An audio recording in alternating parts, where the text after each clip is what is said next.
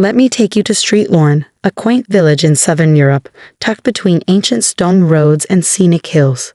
It's a place where everyone knows everyone and life moves at a slower pace, especially for me, Elena, who works at my family's cafe, La Dolce Vita.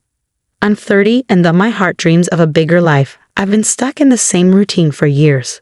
My father, Marco, has always wanted me to run the cafe and find a nice Italian man to marry. It's a simple life, but it wasn't what I wanted. I've always had bigger plans my father wouldn't understand. I wanted to see the world, make my own choices, and maybe one day step out from behind the counter of the cafe. It was my mother, Sophia, who came up with the plan. She knew how to work my father. Marco, Elena should learn more. Maybe something for the future. A business course. She could take over the cafe one day, and she'll know what to do with it. Marco, always proud of his business, was convinced by the idea. He thought it was his own. So I found myself in a university classroom in Street Lorne, learning business management. I was surrounded by younger students, but with each class, I felt more confident about my future. And that's when things began to change. Then an opportunity came. My Aunt Maria was ready to retire from her travel agency, and she asked if I would be interested in taking it over. I couldn't resist. It was a chance to break free from the cafe and do something on my own.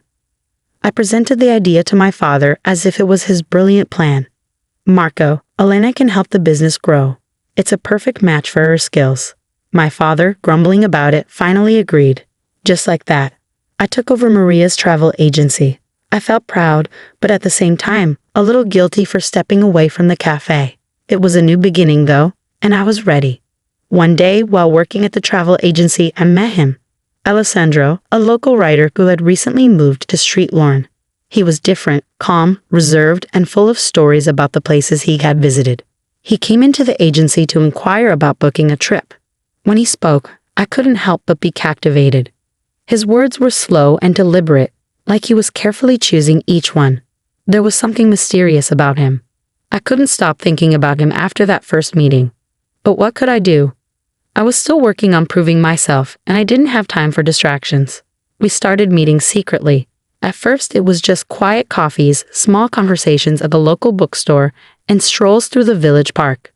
It felt like a fairy tale, but I knew it couldn't last forever.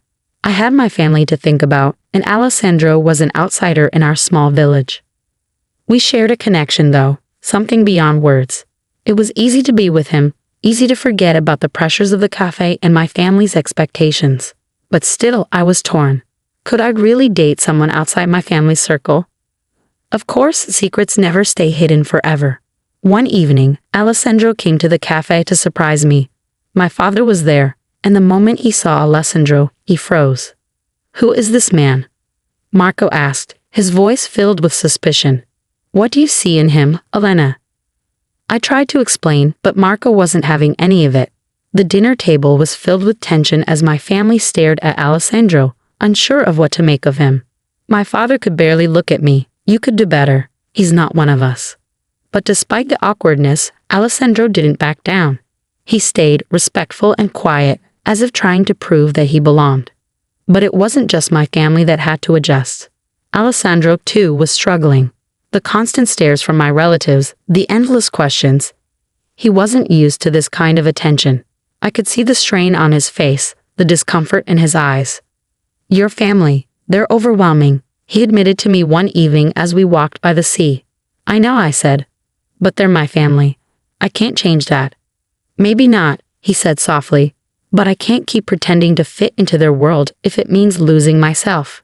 It was a hard truth, one that made me wonder if we were truly meant to be. Things reached a boiling point when Alessandro stopped calling. The tension between him and my family grew, and I felt torn between the two worlds. My father refused to accept Alessandro, and Alessandro was starting to feel like an outsider. One evening, I sat alone in the travel agency, wondering if I was making a mistake. Was I really ready to give up everything for a love that seemed so complicated? I missed Alessandro, but I didn't know how to fix everything. I had to make a choice, my family or my future. Finally, I called Alessandro and asked him to meet me at the village's old church. We sat on the steps, the sound of the village fading into the distance. "I love you, Elena," he said, looking into my eyes. "But I can't be part of a family that doesn't accept me." I don't want to lose you, I replied. But my family, they don't understand. We sat in silence for a moment, the weight of our conversation heavy in the air. Then he took my hand and said, maybe we can build a life together, just the two of us. It won't be easy, but I'm willing to try. And that's when I realized that love wasn't just about fitting into someone else's world. It was about creating a new one together, one that could be full of both compromise and passion. In the end, I chose Alessandro. My family still doesn't fully understand, but they're starting to come around. It's not perfect, but I've learned that love requires patience, and sometimes you have to follow your heart, even when it leads you down an uncertain path. Now, as I sit in a travel agency, planning trips for other people, I can't help but feel grateful. I found my own happiness, my own path, and I didn't have to sacrifice who I was to get there. And who knows? Maybe this new life with Alessandro by my side is just the beginning of something beautiful. Ready to improve your English in a fun and engaging way?